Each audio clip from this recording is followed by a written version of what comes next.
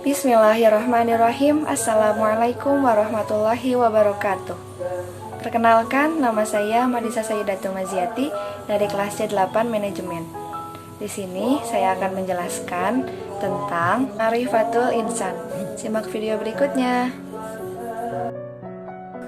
Ma'rifatul Insan mempunyai dua kata, yaitu ma'rifat yang artinya mengenal dan insan yang artinya manusia atau diri sendiri. Secara istilah, Ma'rifatul Insan sendiri merupakan suatu proses mengenali dan memahami penciptaan manusia oleh Allah Subhanahu wa Ta'ala, yang mana manusia adalah makhluk yang paling sempurna di antara makhluk lainnya. Manusia adalah salah satu makhluk ciptaan Allah Subhanahu wa Ta'ala yang memiliki peranan penting dalam kehidupan di muka bumi. Sebagaimana firman Allah dalam Quran Surat Al-Baqarah ayat 34, yang artinya, "Dan ingatlah ketika kami berfirman kepada para malaikat, sujudlah kamu kepada Nabi Adam, maka sujudlah mereka kecuali iblis. Ia enggan dan takabur, maka ia termasuk golongan yang kafir." Manusia diciptakan dari tanah sebagaimana firman Allah Subhanahu wa Ta'ala dalam Quran Surat Al-An'am ayat 2, yang artinya, "Dialah yang menciptakan kamu dari tanah, kemudian Dia menetapkan ajal atau kematianmu dan batas waktu tertentu yang hanya diketahui olehnya. Namun, demikian kamu masih meragukannya." Setelah kita mengetahui pengertian Ma'rifatul Insan dan manusia terbuat dari apa, kita harus mengetahui hal-hal apa saja yang ada pada diri manusia sampai manusia dipandang sebagai makhluk yang tinggi derajatnya dibandingkan dengan makhluk yang lain. Yang pertama ada kolbu. Kolbu pada dasarnya memiliki makna ganda. Ada makna secara syariah dan hakikiyah. Secara syariah, kolbu diartikan sebagai segumpal daging. Yang kedua adalah akal. Setiap manusia pasti mempunyai akal, dan itu adalah yang membedakan antara manusia dengan makhluk lainnya. Sebagaimana dalam surat Al-Hajj ayat 46, yang artinya, "Maka apakah mereka tidak berjalan di muka bumi, lalu mereka mempunyai hati yang dengan itu mereka dapat berakal dengannya." Yang ketiga ada jasad. Jasad sangat mudah dikenali karena ia dapat kita lihat dan kita raba. Karena itu, tidak ada perbedaan tentang hakikat jasad ini. Sebagaimana dalam surat At-Taubah ayat 501, yang artinya, "Dan katakanlah, bekerjalah kamu, maka Allah dan Rasulnya serta orang-orang mukmin akan melihat pekerjaanmu itu, dan kamu akan dikembalikan kepada Allah yang Maha mengetahui akan yang goib dan yang nyata. Lalu diberitakannya kepada kamu apa yang telah kamu kerjakan." Yang ketiga ada jasad. Jasad sangat mudah dikenali karena ia dapat kita lihat dan kita raba. Karena itu, tidak ada perbedaan tentang hakikat jasad ini. Sebagaimana yang dijelaskan dalam surat At-Taubah ayat 501.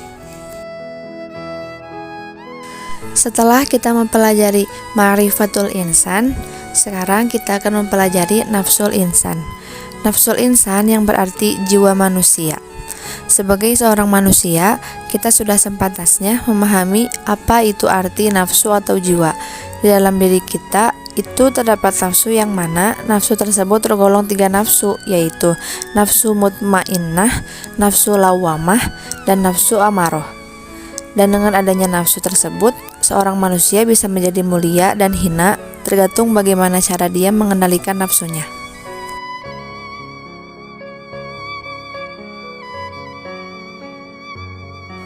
Yang pertama adalah nafsul mutmainnah.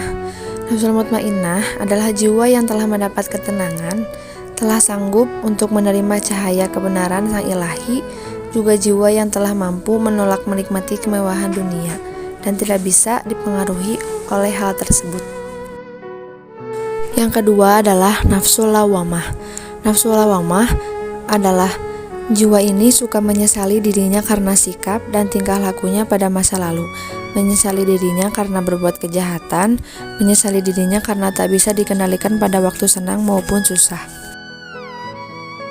Yang ketiga ada nafsu amaroh. Nafsu amaroh adalah jiwa yang memiliki kecenderungan yang kuat kepada syahwat ini. disebut an-nafsul amaratu bisu'i, yang artinya jiwa yang memerintahkan kepada kejelekan. Penyebutan ini disebutkan dalam firman Allah Ta'ala yang menceritakan ungkapan penyesalan istri Al-Aziz yang telah memfitnah Nabi Yusuf alaihissalam dalam surat Yusuf ayat 53.